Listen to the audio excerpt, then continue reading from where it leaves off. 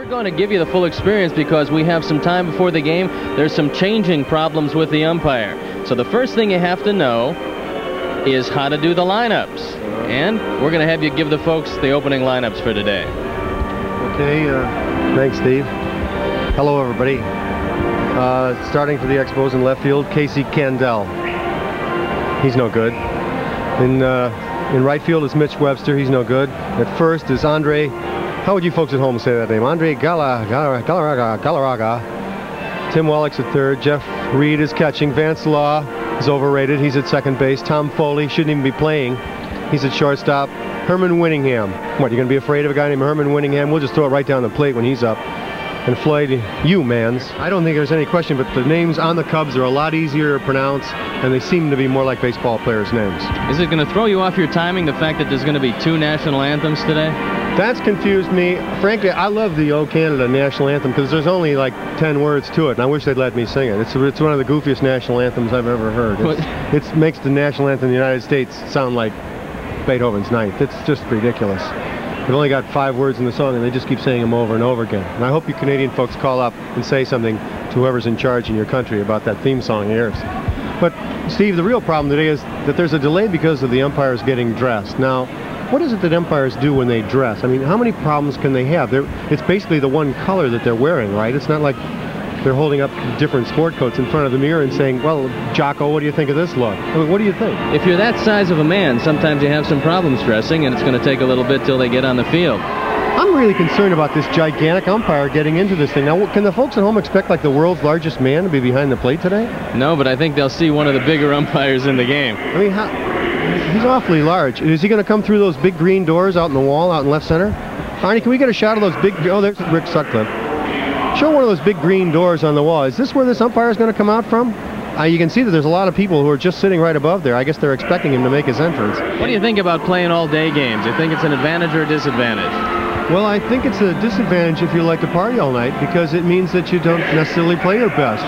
And I think it means that the Cubs probably have less fun than a lot of the other teams in the league.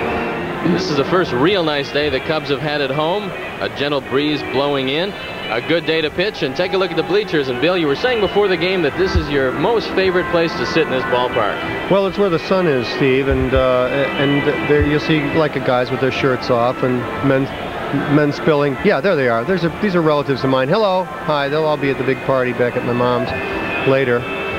They're well-behaved gentlemen, prep school kids mostly. And as you can see, they pretty much dress for the weather. I don't know why they don't catch them in that big basket out there. Yeah, that's right. That's one of my Collins cousins. He's crazy. Now, where are these kids now, Arnie? Left field bleachers. Now, these are the more safe, and they're pretty safe and sane out there. These are the normal ones. The very dangerous ones are in right field. I think that's where the real criminal element comes in.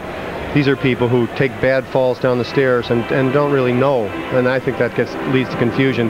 People hear a big roar and think they've missed something, and it turns out it's someone who's just bounced all the way down to the front row. But look at how well-behaved these people are here today. And I noticed that they've cut off beer here after the 8th inning, and I think that's a great rule. I really do. And I'm not going on a soapbox here, Steve, and I hope you don't think I am, but anybody who can't get drunk at the ball game before the 8th inning doesn't belong to be here anyway. I don't think. Well, they're also going to cut off the beer in the booth, so... You got 8 innings. Go get them. Okay. All right. Well, I got here early, so I'm not worried. There's a couple of your fans waiting for some baseballs. I saw these kids when I came in, and they were looking at my car at the hubcaps. I don't think they're here to play baseball at all. I think this is have we got a phone here? Can we get somebody at the Halstead Street lockup to get these kids? Look at them. They're trying to steal the nuts out of the... Get out of that tree! Hey! Trying to steal the nuts, the buds out of the tree, so that tree would never grow. I think that's sick. Well, the ever-vigilant Arnie Harris is going to keep an eye on these fellas all game. Thanks, Arnie. Make sure that your car is intact by the time you have to drive home. Look at that. Those are the kids from Boys Town out in Nebraska. Isn't that fantastic? And he carried his brother all the way from Lincoln, Nebraska. Fantastic story. Heartwarming Cub fans. Now, you found out a little bit about the experience of broadcasting. They brought up a pizza before the game. Excuse me, Steve, I can't help but notice these handsome-looking gentlemen coming out in these fabulous outfits. That was a delicious pizza, but that does not look like a man who has a lot of trouble deciding what to wear. I bet he doesn't have a closet that's half full. What do you think? Now, which one, if you had to guess, had the trouble? Can you get a shot of all the umpires? Which one looks like he has the most trouble getting dressed? Look at these two guys dressed and on time, and then there are these fellas here. I mean, he's got that jacket on. Who knows? Maybe he's got a ripped, blood-stained shirt underneath there. Who knows what happened in the dugout? There's 50% of the umpiring crew. There you look at Doug Harvey, Jerry Davis, and they're slowly emerging. It's obviously going to be the last man out, and the Cubs are certainly waiting to see what's happened here. They're pretty excited, aren't they? I don't know. It must have been there must have been a lot of hollering that we couldn't hear up here, a lot of screaming and yelling. I hope there's nobody really hurt. I think if he was that large, they may be trying to like grease the walls of the clubhouse door for him to get through. The most amazing part of it, Bill, is it took him all this time to come out dressed like that. Now wait a second. There's Jamie Moyers. The kid almost pitched a no-hitter. Get that guy away from him. He could fall. There is Eric Gregg. I think the picture speaks for itself, folks.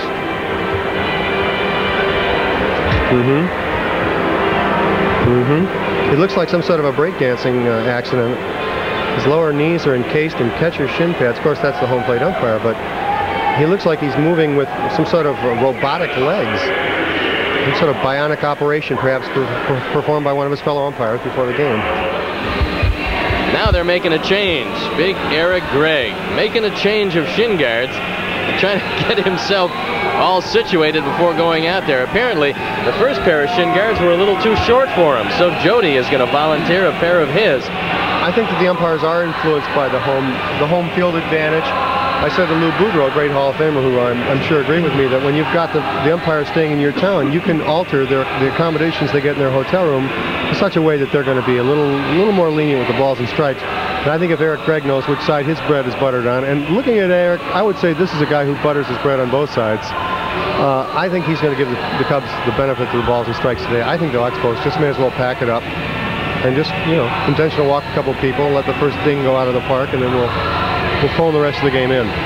They can certainly use a little help today coming into this one, and Gregg is having some problems finding any pair of shin guards that are going to fit him.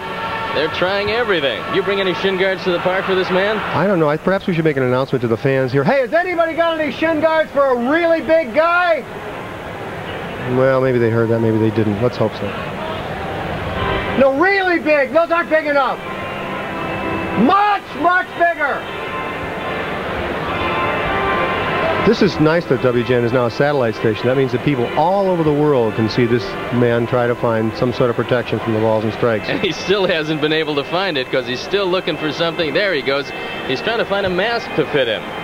It's amazing that in this computerized age, a man can still be afraid to take a foul tip on the toe like this. Did you wear a mask when you caught? No, I thought it wasn't macho enough. Runner going. Go! Oh, well hit to left Get center going! field. Get out! Way back. Yes! You can forget it. It's gone. Home run. Jody Davis, his second home run of the year. RBIs 3 and 4, and the Cubs are on top 2-0. The power. The dignity. No. How about that one? Shaka Ono, bro. Shaka Ono, bro.